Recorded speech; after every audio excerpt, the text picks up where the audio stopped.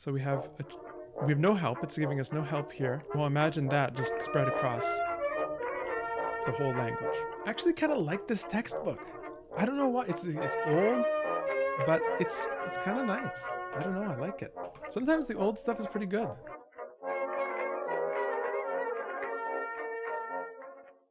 Let's do this. Okay. So, why don't we begin? Why don't we begin with the classical Chinese? Because I've got the windows set up. So, let's move over and let's take a look at, yes, okay. You can see my expert, tiling abilities here. So we're looking at a textbook. You can see here, Introduction to Literary Chinese by J. Brandt, and this is from 1927. And this is interesting. So we have this distinction: classical Chinese, literary Chinese. We can sort of zoom out and treat them as similar or sharing some important similarities. They're not the same thing. Literary Chinese refers to the language developed from classical Chinese that was used over the years as a literary language in China and elsewhere in East Asia. And if any sinologists want to pop into the comments and give a more sophisticated analysis of that, please do. But this is the Chinese language as it was written for many, many hundreds of years. Of course, it did undergo changes through that time, much like in Europe, Latin underwent changes over the centuries, but you can still sort of talk about Latin being a literary language in Europe. And so we have the same kind of thing in East Asia with literary Chinese. And so we're going to do the first lesson of this Introduction to Literary Chinese book. And we're going to see how it goes, because this language is a challenging language. As I was saying earlier, I have attempted it a few times, attempted to get started with it, but it, well, we'll see. We'll see how it goes. Okay. So let us give a look at this first chapter here. So in this middle pane, Introduction to Literary Chinese, we can I think make that a little bit bigger for now.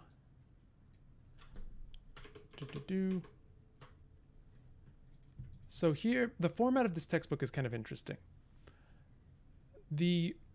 On the right here, we have the literary Chinese. This is a short text that we're going to be translating. And here we have the sort of spoken paraphrase of this, of the text. And this is interesting because at the time in China, there was a situation of diglossia, where you had very different ways of speaking and writing. So much so that they could be called different languages. And so they existed within this context where if you spoke, you would speak one way, and here we have the spoken form represented here we are on the left, and the written form would be on the right. The written form is, of course, a lot more concise, and this is a kind of special thing due to the nature of how Chinese characters operate. If you were to just speak this in whatever system of pronunciation that you were using, you would have a lot of homophony. So you'd have a lot of characters that sounded the same. And that could make it hard to understand. As you can imagine, if characters all sound, if a bunch of different morphemes are all going to be pronounced the same, it can be challenging in certain contexts to tell which one you're talking about. We have this in English to a certain extent, a limited extent, where we have words like to, and if I just say to you, we don't know if it's T-O-O, T-W-O, or T-O. Well, imagine that just spread across the whole language. So with writing, on the other hand, we have an easier time, because the writing system of Chinese makes more distinctions than the writing system of Chinese is morphographic. It writes morphemes. So if there's a morpheme distinction, that's going to generally be reflected by using a different character. It is not primarily a phonographic writing system. So the homophony doesn't end up being a problem. Let's talk a bit about pronunciation, though. So the convention in studying classical Chinese or literary Chinese these days is to pronounce the characters as they would be pronounced in Mandarin. And so we'll be going along with that. It's a bit, well,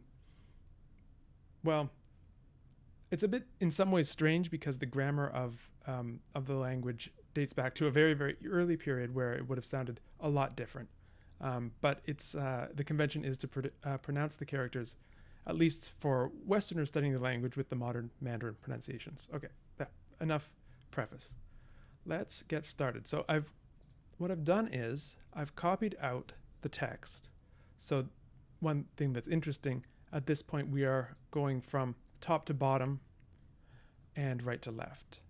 That's the order in which Chinese was once read, and of course now we see Chinese written left to right, top to bottom, but at the time you would start in the top right and just go down and then across to the left.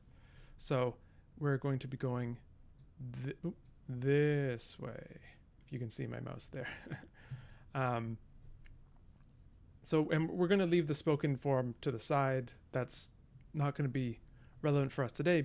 But what I've done here, and I hope I've done a good job of it, is written out the text sentence by sentence in this Excel or in this Google Sheets over to the right.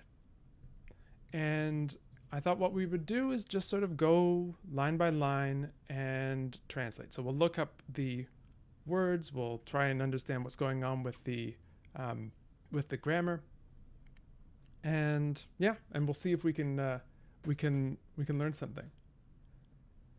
Yeah. Oh, yeah. So I see. That's a lot of letters. I'm not sure. IWSFUTCMD. Yes. Still occasionally written and read in that direction, especially outside of mainland China. Absolutely. And I think it looks really cool.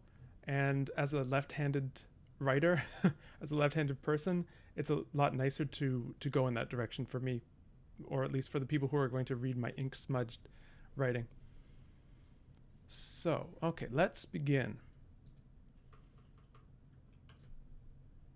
So I'm going to use this handy trick to get multiple views of the same PDF.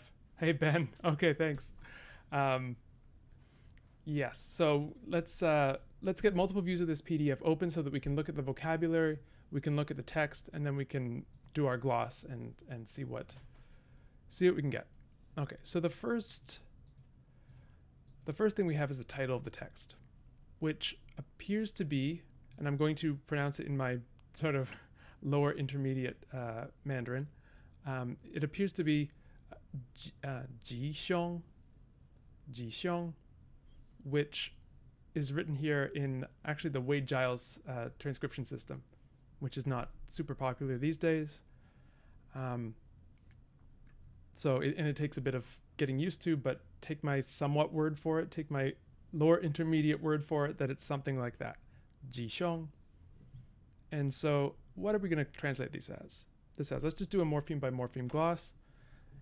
The writing system's kind of nice because it tells us exactly where the morphemes start and end, one to one. So we have Ji, which is something like fortunate, prosperous, auspicious. The textbook is giving us a bit of a hand here and saying, hey, by the way, the meaning used in the text is given in italics. So it's nudging us in the direction of auspicious. So let's go for it. What do we have next? Xiong, unfortunate, unlucky, cruel. So we have auspicious, unlucky. We'll go over this and make it a bit nicer as a translation, but let's just do it. Just do it morpheme by morpheme to start out with to see what we've got here. I'm guessing this is either going to be something like good and bad luck, or the lucky and the unlucky, or maybe just luck. But we can keep going. Okay, what's the next sentence? We have 有鸭吉挺树. I think my Wade Giles my interpretation of Wade Giles is like very, very, very tenuous, but it's mostly the same as it's mostly one-to-one with pinyin. So we have here a verb, to have, to exist, to be. So let's just say be crow, ya. And then what do we have? A verb, ji, which means flock together, collect, or compile. It's telling us we should use flock together. So be, crow, flock together, ting, the audience hall, a courtyard, a room, a house. Here we have the suggestion to say courtyard. And what's next? Shu, a tree. Okay. So morpheme by morpheme, we have bee, crow, flock together, courtyard, tree. Let's take advantage of the help that it's going to give us. So it has a little footnote here saying note A. Let's go take a look at note A. Hopefully we can adjust the sizes here so everyone can see everything. Hopefully. Okay, so here we have this explanation: flock together upon a tree in a courtyard. The use of the prepositions upon and in can be easily deduced from the connection, while in the spoken version of the story the prepositions are clearly indicated. Okay. So so it's almost as if we have a compound here on the courtyard tree. So there were crows which flocked together on a tree in a courtyard, on a courtyard tree. So it looks like we don't have to explicitly talk about the relationship between these two nouns. They're just put together in a compound, and you have to interpret what the semantic relationship is. So let's say there, as our first guess, there were crows flocking together on a tree in a courtyard. We're going to flow off. So let's wrap. Not quite that much. Great. And let's call this good and bad luck for now. Maybe I am wrong about that, but we'll see. First guess. Okay. What's next? Our next sentence.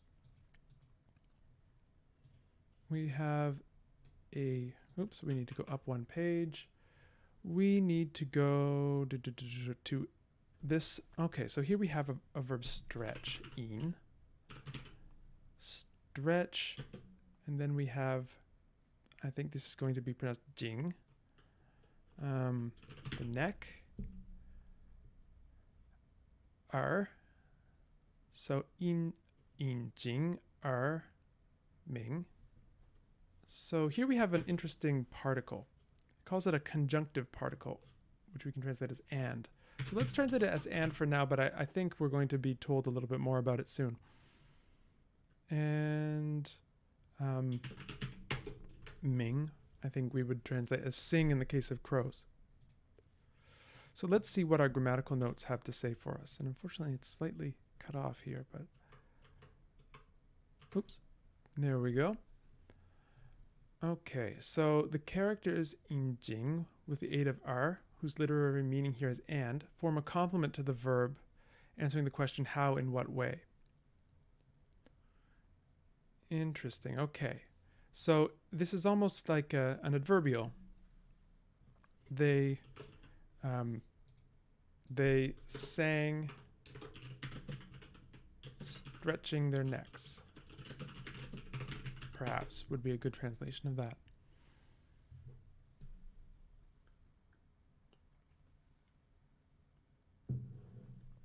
Okay, what else? What else happens?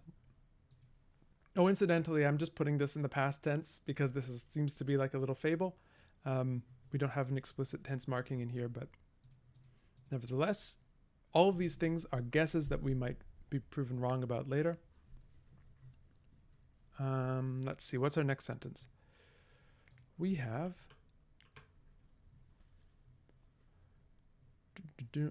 our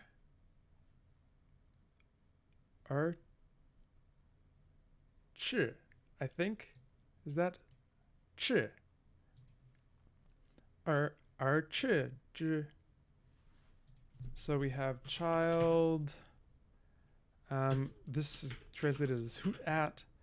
And then, we have something that's cut off.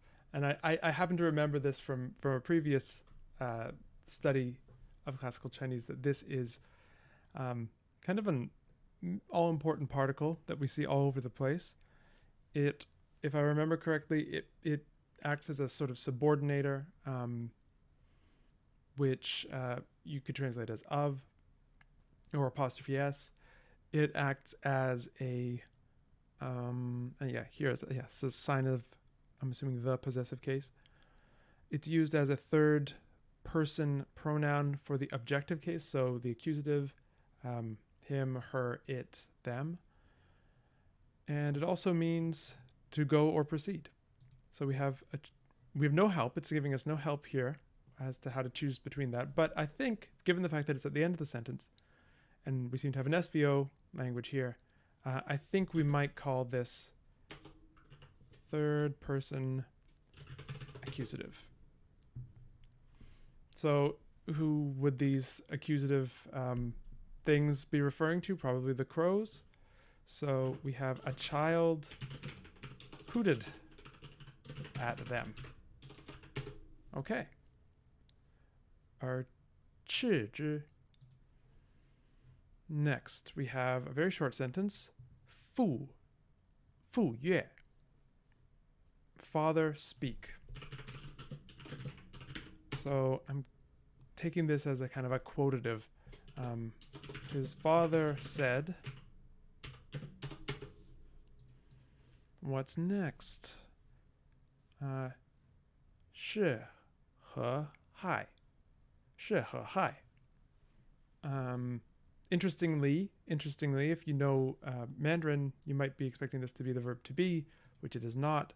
It is a pronoun, this or that. So let's translate it as this, because that's what we're given. The help. That's the help that it gives us. So let's take advantage. This and let's make sure you can see, because I realize my camera's in there, blocking some of the material. This and then he, an interrogative particle. This appears to be kind of how, why, what, so some sort of WH question. And hi, harm. So idiomatically, maybe something like, what's the harm in this? Let's see, do we get any help for this one? Oh, we actually got help for the previous sentence, which I callously ignored. Let's see. Here it is a pronoun them. Okay, well, our guess was correct. By the way, I have not looked at this chapter before whatsoever, so you're getting my actual first impressions of these things. My condolences.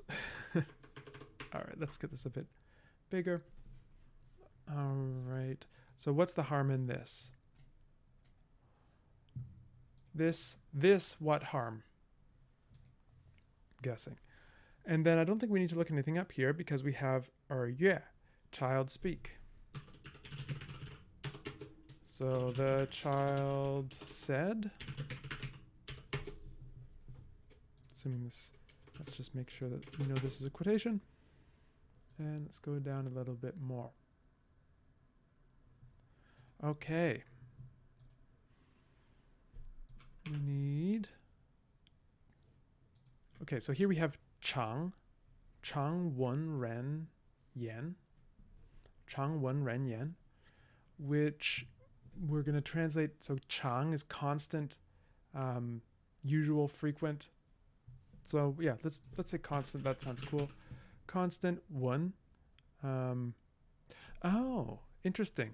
So here we have one to mean here and one to make known or to state.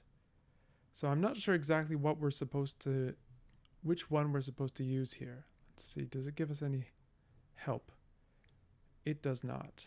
All right. Well, let's... Oh, no. Sorry. It does. It gives us our nice italics. Yes, italics. Help. Thank you. We appreciate it. Constant here. This is interesting, though, that we have one meaning here and one meaning to make known. Or maybe we could think of this as to make heard. So it looks like, and I seem to remember reading about this, that this is the modern reflex of an older bit of morphology, bit of derivational morphology. So we have something like a causative, to make heard. And okay, so then what else? Ren, a man. In 1927, I think we'll go with person. I happen to know that is a bit more of an accurate translation. And what else? Then we have yen, speak, words, language, to speak, express. So it's really interesting to see. And let's see if I can get just a little bit. No, it's cut off there. It's interesting to see the flexibility in word class. So we're given these translations: words, language, or to speak or express. And this is something that we're going to run into over and over again: ambiguity or under specification of word class. So we don't know always what word class something's going to come in. But fortunately, we're in lesson 1, so we're getting lots of training wheels. Speak. So, constant here, person speak. To translate this, I think I would say something like, you always hear people say.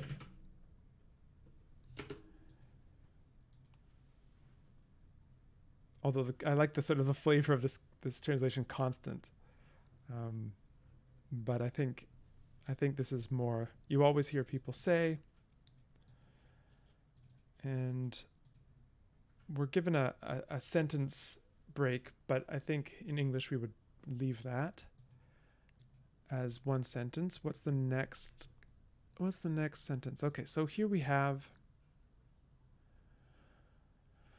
a character which translates, which represents a word that translates as magpie or jay. I think this is che in the modern Mandarin reading. If you speak it or read it, drop the accurate pronunciation in the comments. I'm sort of floating on this ocean of uncertainty and Wade Giles. Okay, so magpie. Magpie, and then we have this word already, I think. Yes, okay, sing. Magpie sing, Ming, I think. So something like 雀明吉, auspicious. So you always hear people say magpie sing auspicious. Maybe this is going to be something like, when a magpie sings, it is auspicious. So a magpie singing is auspicious. Maybe that would be one way of translating it. Let's make that our guess.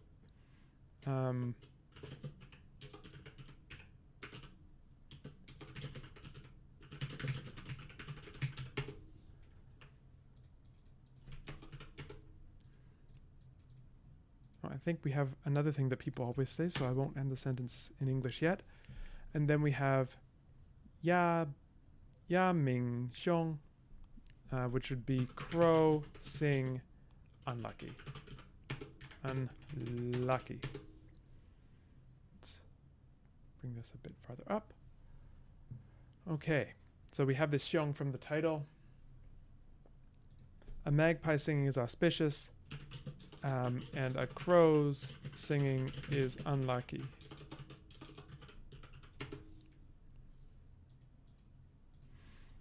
Okay, you always hear people say a magpie singing is auspicious and a crow singing is unlucky. Now we have another sentence with some new some new characters in it. So Jin, I believe, is what we have here. Yes, now. Jin. Now sing.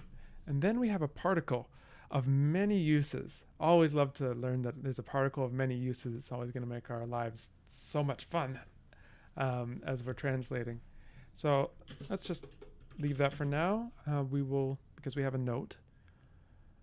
Then we have ya. Ah, thank you. Oh, thank you. This is so cool. Thank you, Ben. Okay, now sing this particle, this j particle, ya, yeah. So now sing crow, and then we have two of these grammatical things. And I happen to remember from earlier study that these are going to be fun, and so we have notes for both of them. Let's take a look. So here we have this particle j, which gives a participial force to the preceding verb, singing, or those who sing. So it almost seems like a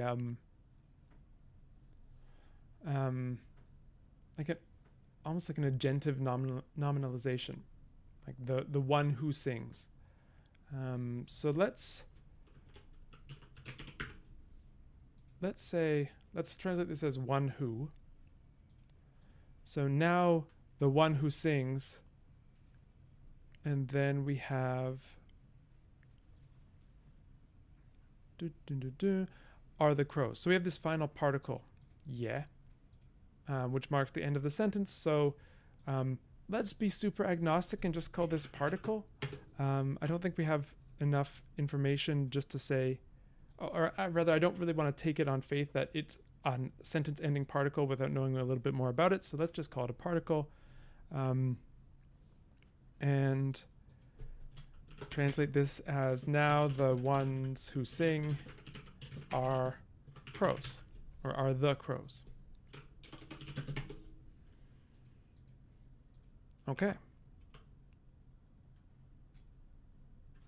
What's next? Gu. I'm going to just look at the pinyin that Ben has very, very handily added here.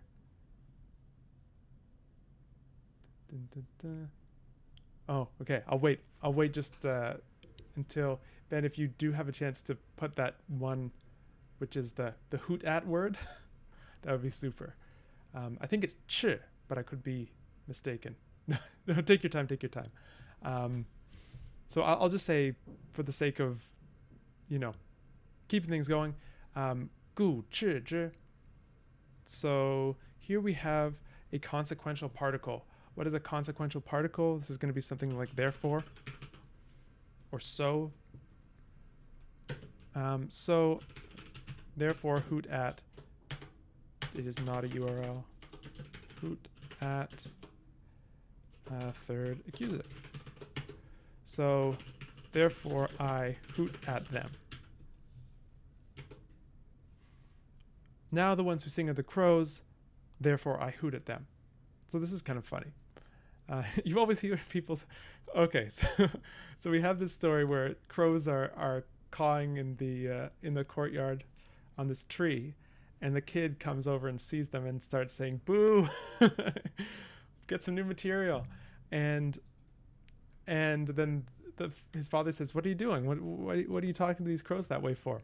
And the kid says, well, people are always saying that when a crow caws, that's bad luck, and when a magpie sings, that's good luck. And so it's crows singing, so I want them to stop because it'll bring bad luck. All right, let's see how we wrap this up. Okay, it is chi. Gu chi zhi.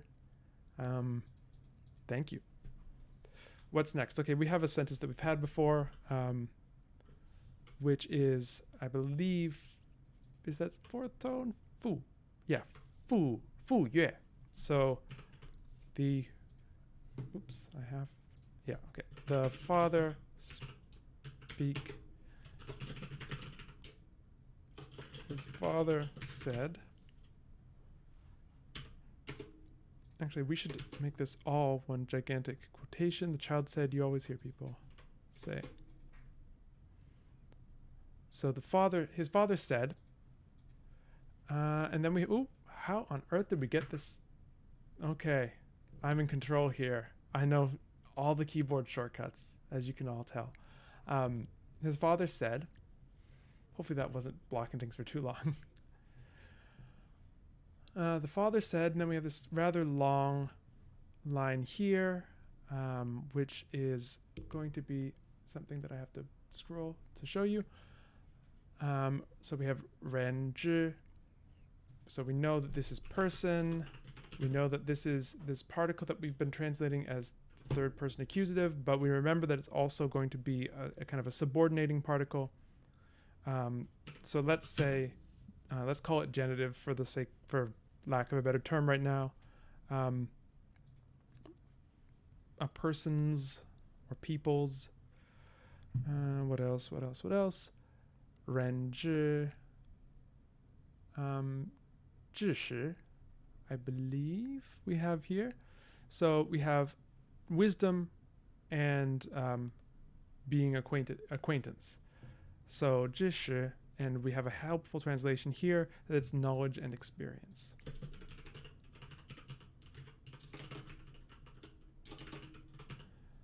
So people's knowledge and experience. What? People's knowledge and experience does what? Yuan, far, and here we have a verb 胜, to conquer or excel. This is one of the characters in my Chinese name, which is always fun. To conquer or excel. So it's giving us this hint. We want 胜, excel. So a person's knowledge and experience far excel, or far exceeds, I think maybe would be a better translation. What's next? Far exceeds then. Oh, interesting. Okay, so we have this. This looks like a fairly generic preposition, 与, in, at, on, for, among, by, whatever you want, just put it in there. But it also here is going to be translated as than, which is interesting. And we have note G to help us with this. So let's look at that in a second. Let's just translate it as than. And then we have 鸟, bird. Okay. So I think, sort of intuitively, just from looking at this and knowing what we know about the world, we might say something like a person's knowledge and experience far exceeds that of a bird. Or people know a lot more than birds do. But let's understand what's going on with that 与, this one here, which means then.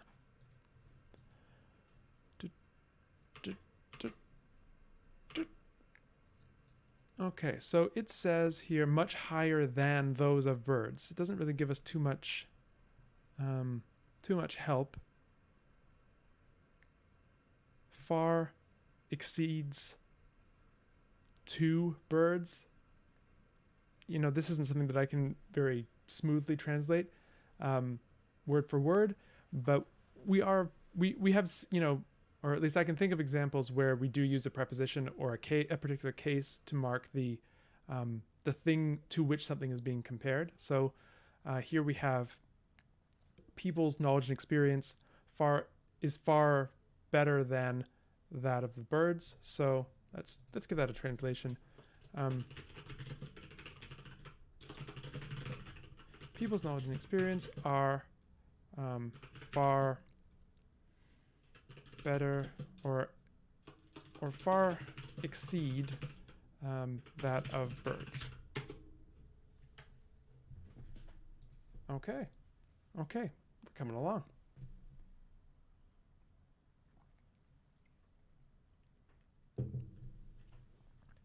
Right, next. I actually kind of like this textbook. I don't know why. It's old, but it's kind of nice. I don't know. I like it. Sometimes the old stuff is pretty good, I have to say. What's next? Okay. So we have shang, which, okay, it means to wish, to esteem, to add, and also still. Okay. Let's just write down still. There must be a story there. I don't know what it is, but there must be a story there. Why are all those things written the same? Is it just homophony? Is it some sort of metaphorical extension? Who knows? Still, and then we have this bu. Still, so negate nung. Nung to be able to. Bu nung. Unable. Not able to. Yu. And here we have yu and zhi. Yu zhi. So we have a lot of different meanings for yu. Pleased, satisfied, to be ready. But here we're going to translate it as beforehand. This is another one where it's like, I'd be very curious to know what the story is there, etymologically speaking. But yu zhi, when we combine it with, excuse me, I'm going to cough off mic. When we combine it with yu zhi, we have beforehand know, so to be able to know beforehand, to be able to foresee. So they're still not able beforehand know. What are they not able to know beforehand? Ji xiong, good and bad luck.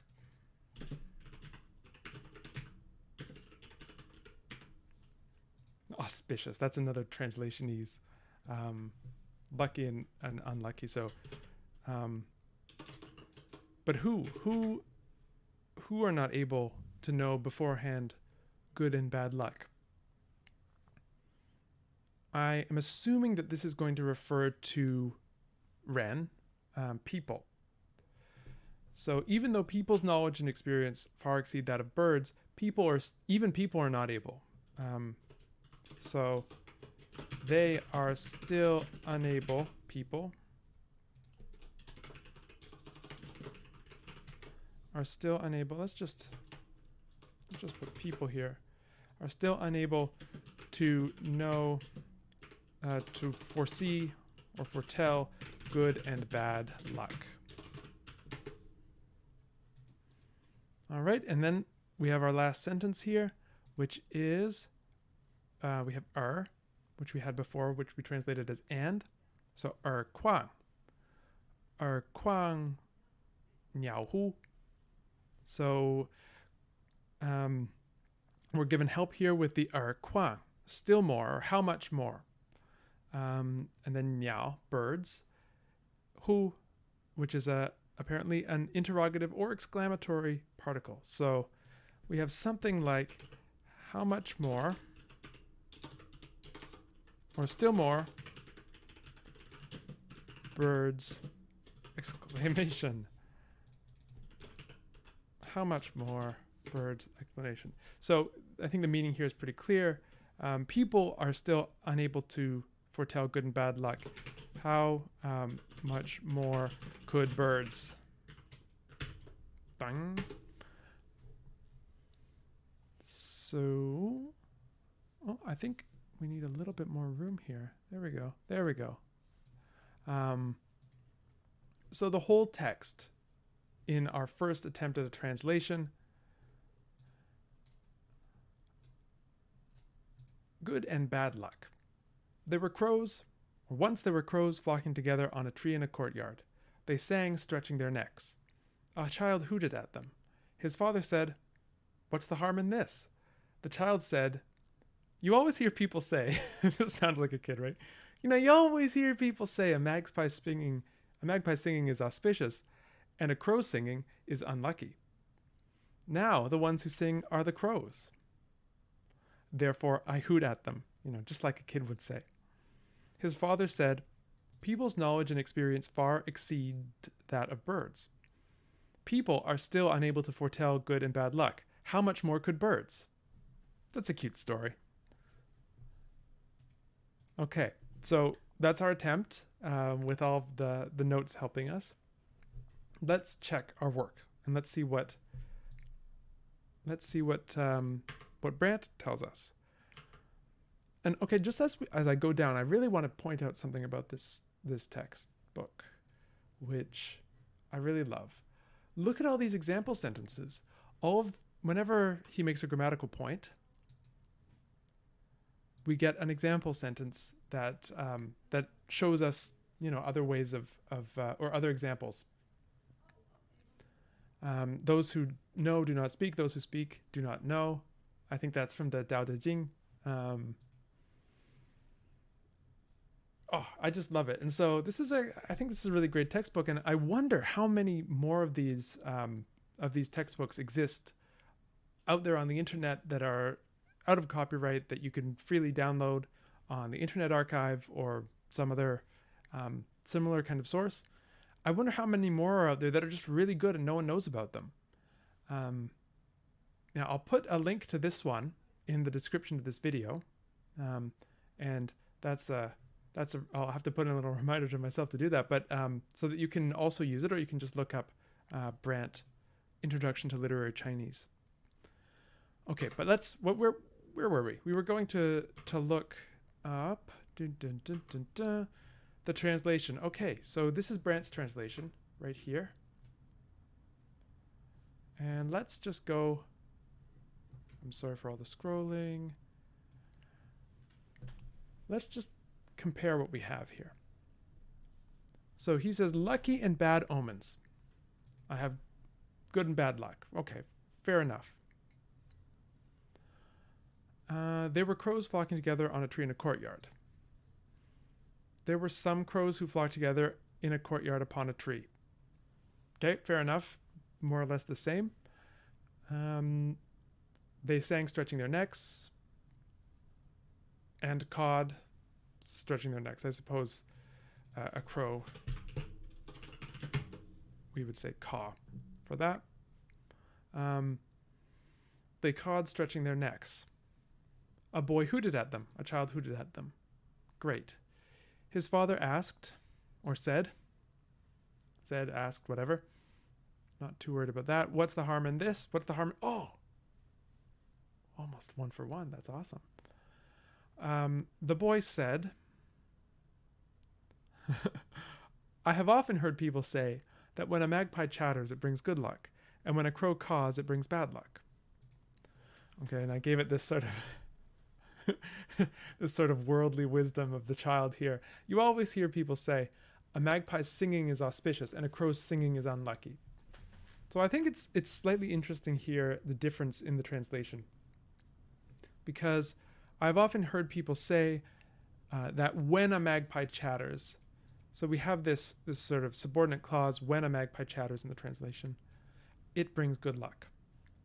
But literally, the classical Chinese we have here is magpie sing, auspicious. Crow sing, unlucky. So we have latitude in how we're going to translate this into English. I chose to take this as a sort of to translate this as a noun phrase. A magpie singing is auspicious, and a crow singing is unlucky. But fine, maybe this is a better translation. And then what else do we have? Today the crows have been cawing. So now the ones who sing are the crows. Now, today, I think Jin is compatible with both. I could be wrong about that, but I think it's compatible with both. So today, now, and therefore I have hooted at them. Therefore I hoot at them. Great. The father said, man's knowledge and experience are much higher than those of birds. So people's knowledge and experience far exceed that of birds. Good. Good. Yet he cannot foresee good luck and ill luck. People are still unable to foretell good and bad luck. So Brandt has put it into one sentence. I've kept it separate, but I think the meaning's pretty much preserved. Still more, the birds are not able to do it. And I have made this a sort of rhetorical question. How much more could the birds? So I think let's call that a success. I think we survived our first lesson from Brant. I think that's the end of that's the end of this chapter. Um, wow! Congratulations to everyone who's joined and has worked with me through this. If you're tuning in on YouTube and you enjoy this kind of thing, please do be sure to like, subscribe, all the good stuff that you do on YouTube. And you will see more of this come, especially if one particular topic tends to do well, then more of it will come. It's a great signal. Okay, so we have, and also I would like to thank Ben so much for providing the pinyin and the and I is it Yutping for Cantonese? I don't know if I'm pronouncing that correctly. For the romanizations, that is super helpful. And if I don't think that, well, I don't see a link for the Google sheet, but we'll see if we can put that together, because that'd be really helpful to get that. And I'd hate for Ben's work to go to waste.